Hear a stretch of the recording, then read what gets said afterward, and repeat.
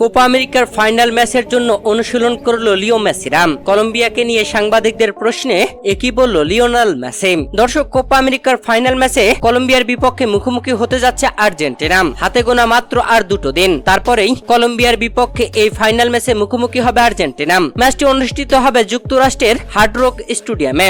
Miami শহরের এই স্টেডিয়ামের মাঠটি চিরচেনা লিও মেসির। ইন্টার মিয়ামির হয়ে বেশ কয়েক ম্যাচ খেলেছেন তিনি। দর্শক, দীর্ঘ 28 ম্যাচে জয় থাকা কলম্বিয়া সমীহ করছে আর্জেন্টিনা। কোপা আমেরিকার এই ফাইনাল ম্যাচে মাঠে নামার আগে আজ যুক্তরাষ্ট্রের মিয়ামি শহরের হার্ড রক স্টেডিয়ামের পাশে ফ্লোরিডার মাঠে অনুশীলন করেছে লিও মেসিরা। হাসি খুশি মেজাজে অনুশীলনে চমকে দিয়েছেন লিও মেসিরা। এ যেন আরেকটা শিরোপা জিতে উল্লাসে মাততে যাচ্ছে তারা। দর্শক, আগামী 15 জুলাই কলম্বিয়ার বিপক্ষে এই ফাইনাল ম্যাচে বাংলাদেশ সময় সোমবার সকাল 6টায় মাঠে নামবে লিওনেল মেসিরা।